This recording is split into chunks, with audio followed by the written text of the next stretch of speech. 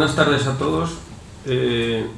primer lugar, quiero dar las gracias al Ateneo y a su sección de Derechos Civiles por esta invitación. Para mí es un enorme honor estar en esta sede histórica tan trascendente para nuestra historia. Y bueno, en relación con el tema que vengo a tratar,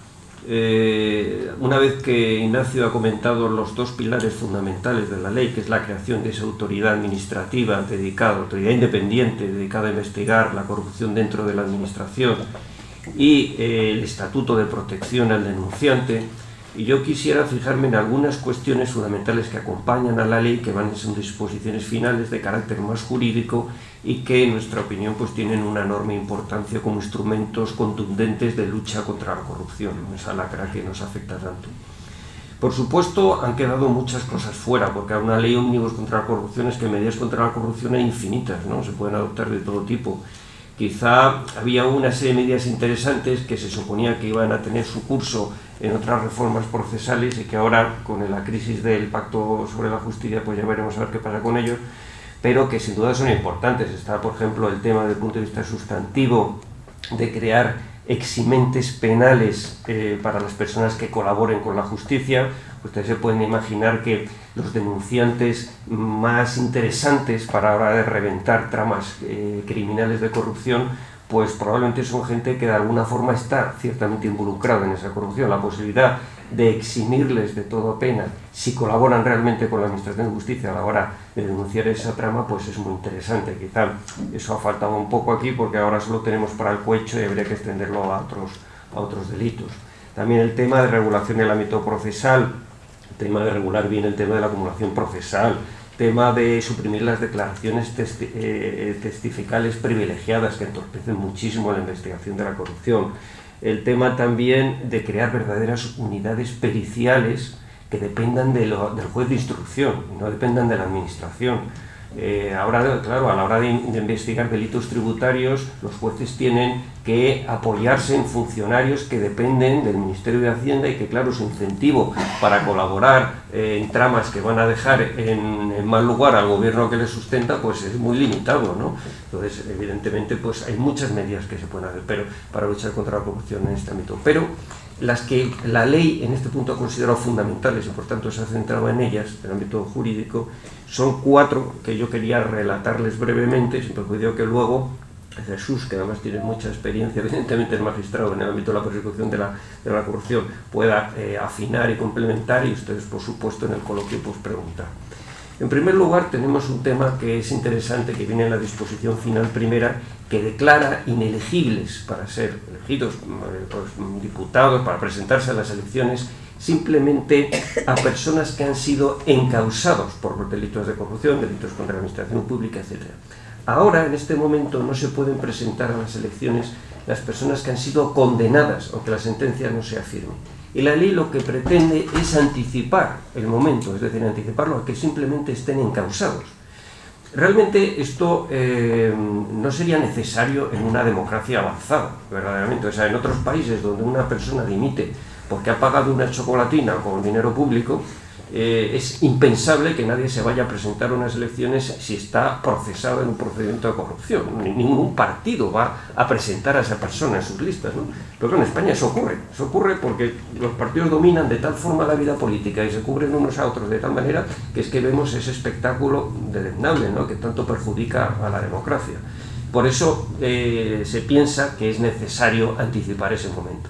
Algunas voces interesadas, me parece, dicen que eso atenta a la presunción de inocencia. Me parece totalmente falso, porque, como ha dicho además la propia Fiscalía del Tribunal Supremo, además hay que tener en cuenta que ahora, como digo, no se presentan las personas condenadas, pero por sentencia no firme, o sea que eso demuestra también que no hay riesgo a la presunción de inocencia. Además, hay que tener en cuenta que esto no es una pena, no se trata de anticipar una pena, no tiene el sentido del derecho penal sancionador, sino simplemente es una cualificación a la hora de presentarte a unas elecciones que tiene que concurrir. El propio Tribunal Constitucional lo ha admitido. En una sentencia del año 87 consideró que si esa cualificación que se exige es razonable, no hay por qué, no hay ningún problema. Por ejemplo, en esa sentencia se discutía una ley de la Comunidad de Extremadura que no dejaba presentarse a las elecciones al Parlamento extremeño a los que no fuesen extremeños. Y entonces el Tribunal Constitucional dijo pues bueno, que si era razonable, si tenía un sentido en relación a las elecciones, al sistema electoral, tenía cierta justificación, había que admitirlo desde el punto de vista constitucional. Otra cosa es que fuese deseable o no desde el punto de vista político, pero había que admitirlo desde el punto de vista constitucional. Con lo cual está claro que en este caso esto no debe presentar tampoco ningún problema. O sea, me parece bastante importante esta medida que evita ese espectáculo bochornoso que estamos tan acostumbrados de la gente, los partidos políticos que en sus listas presentan gente que está imputada, procesada directamente por casos de corrupción. Otra medida importante que aparece en la disposición final quinta es un nuevo delito que pretende introducirse, un delito que ha suscitado ya mucha polémica y que es interesante, realmente tiene muchos matices y aristas, no podemos aquí tratarlos todos, pero vale la pena comentarlo, que es el delito del incremento injustificado de patrimonio. Es decir, una autoridad o funcionario público que durante su mandato se le prueba un incremento de patrimonio que él no puede justificar con su salario, inmediatamente es condenado a 2 o 3 años de cárcel, ¿no? Es decir, este delito existe en otros países, se ha criticado porque dice que normalmente se ha introducido en países con graves del tercer mundo, en vías de desarrollo, con graves problemas de criminalidad, que no es adecuado a una democracia avanzada, aunque la ONU lo ha recomendado. Hay que tener en cuenta que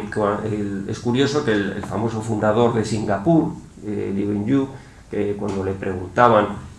cuál es la medida que él piensa que más hizo por transformar radicalmente a Singapur de un país subdesarrollado y corrupto como era en los años 50 a una sociedad puntera desde el punto de vista económico, ¿no? y absolutamente nada corrupta como es la actual de Singapur, pues él decía que la medida más fundamental, la única medida que él considera que fue fundamental en ese itinerario fue precisamente la introducción de este tipo penal, de este delito. Es decir, antes decía era imposible condenar a un funcionario corrupto porque como tenías que demostrarle concretamente el delito de cohecho, de tal, o sea, o el favor que había hecho a una determinada persona, pues era de prueba imposible y no había manera de condenar. En el momento que se introdujo este delito, simplemente lo único que te voy a probar es que tú te has enriquecido durante el periodo de tu mandato sin que tu salario lo justifique o tienes un ritmo de vida que no está fundamentado por tu salario y por tu sueldo, pues simplemente ya hay una condena penal y dice que la corrupción desapareció en 5 años automáticamente en Singapur. Claro, en España esto se ha criticado por 2 vías. Primero porque se dice que no es propio de sociedades avanzadas. Bueno, la verdad es que esto, permítanme que lo dude, ¿no? Porque es cierto que nosotros no tenemos una criminalidad de tipo sistémica, como de organizaciones criminales, como puede haber en otros países, ¿no? Pero lo cierto es que nuestra criminalidad en algunos puntos es casi diría en ciertos aspectos peor, porque claro, hay que tener en cuenta que la ley penal y las leyes procesales penales normalmente están pensando para un tipo de delincuencia, la normal que nos ocurre, ciudadanos que atentan contra la propiedad, pero no está pensando en una delincuencia realizada por miembros de funcionarios que están en el control de las instituciones claves del Estado y que por tanto tienen muchos recursos para encubrir su propio delito o para entorpecer su persecución, etc. Entonces, claro, las leyes procesales no están pensando para este tipo de situaciones, con lo cual la persecución de estos delitos, la prueba, es muy difícil, porque además continuamente se están poniendo trabas a su persecución, ¿no? Con lo cual, realmente, en una sociedad como la española, donde la corrupción básicamente es de alto nivel, porque a niveles inferiores en la administración es prácticamente desconocida, evidentemente hay como en otras partes, pero que no es sistémica ni muchísimo menos, pues una medida que puede ser muy interesante. Desde el punto de vista de la constitucionalidad, también se ha dicho que esto estaría atentando de alguna forma con el principio de presunción de inocencia, pues habría una especie de presunción de culpabilidad. A mí me demuestran que me he enriquecido y de entrada consideran ya que por eso soy un corrupto. Bueno, realmente yo creo que también esta norma pasaría el filtro de constitucionalidad. Normas parecidas hay en muchos sitios, no voy a hablar de las que hay en el derecho anglosajón y en Estados Unidos, que eso son mucho más duras, en el ámbito hay prácticamente tipos penales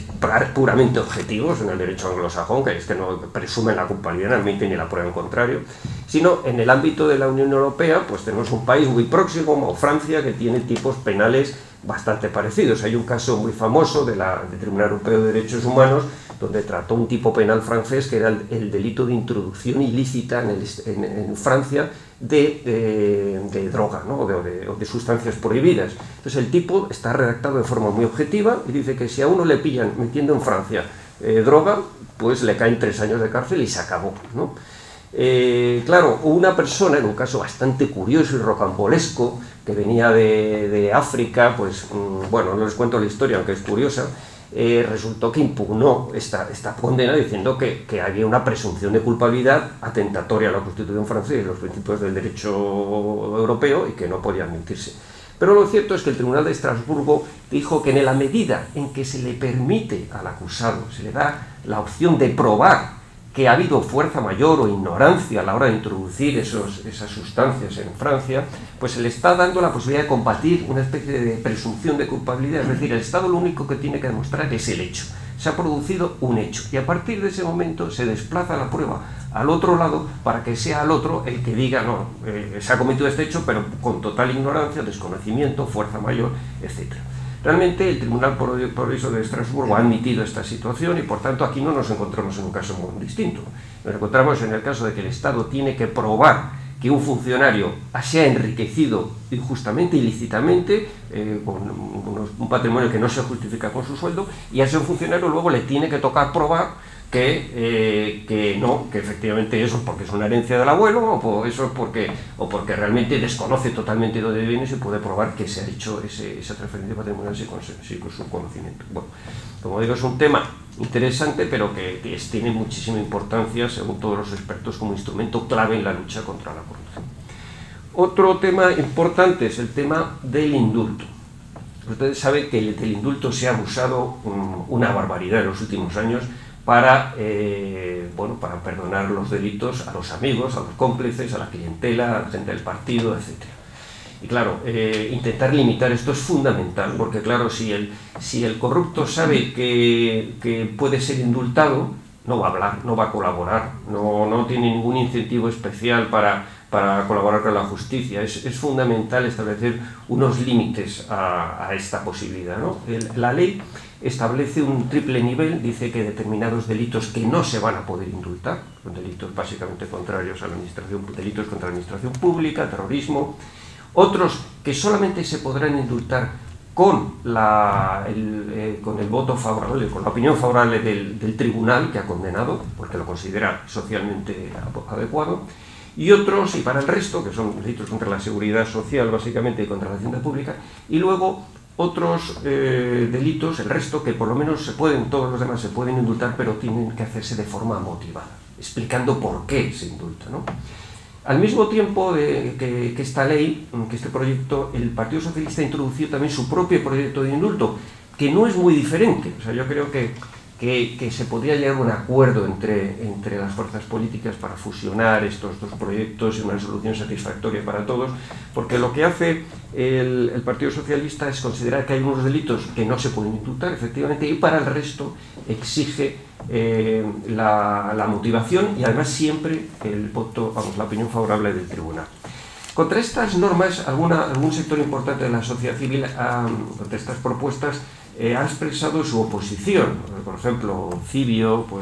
Eva Belmonte, en un artículo publicado hace poco en una revista política, comentaba que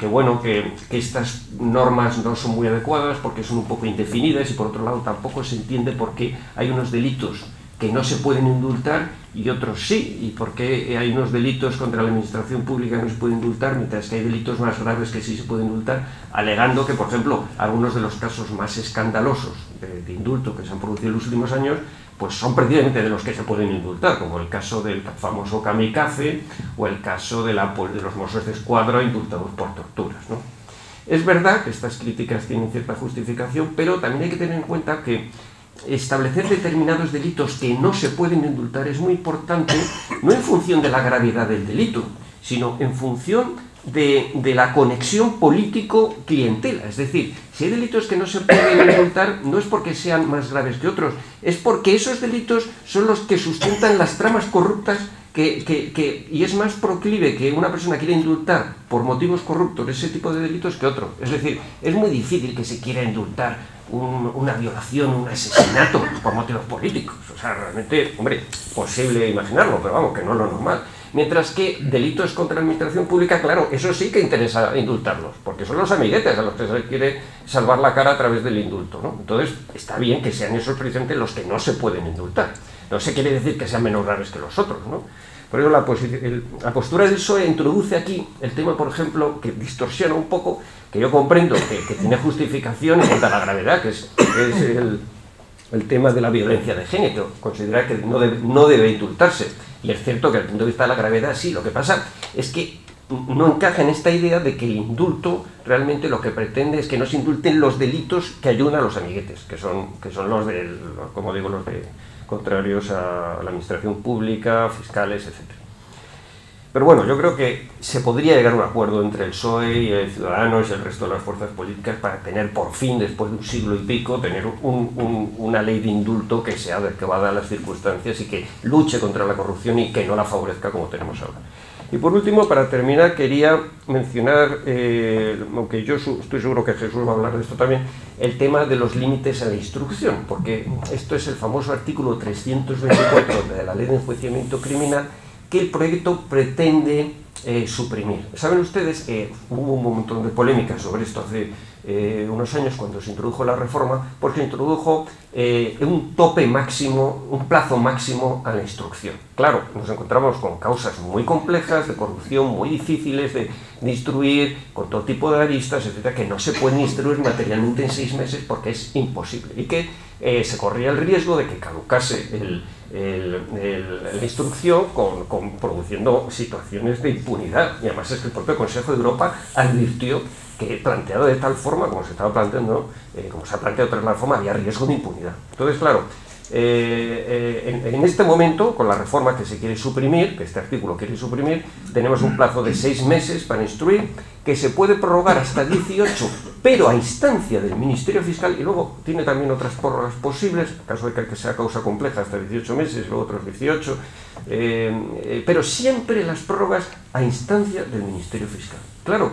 esto es muy, muy delicado, porque todos sabemos la dependencia jerárquica del Ministerio Fiscal, todos sabemos la vinculación íntima entre el Ministerio Fiscal y el Gobierno. Entonces, claro, y que dentro de la estructura hablará Jesús de eso seguro, de la Fiscalía, ahí existe una dependencia jerárquica muy rígida. Entonces, claro, entender que la llave de estos procedimientos la pueda tener el fiscal es absurdo. Además, pensemos que es una dependencia que ni el PSOE ni el PP tiene ninguna gana de soltar, porque acabamos de ver hace nada como se ha tumbado una propuesta de otro grupo político que pretendía hacer ganar independencia al Ministerio Fiscal, y eso el PSOE y el PP lo han echado abajo, con lo cual la dependencia del Ministerio Fiscal respecto al Gobierno o cambian las cosas en las próximas elecciones o va a continuar durante bastante tiempo. Con lo cual, claro, esto no lo podemos mantener porque hay un riesgo enorme, ¿no?, de que pueda ser utilizado para amparar determinados casos.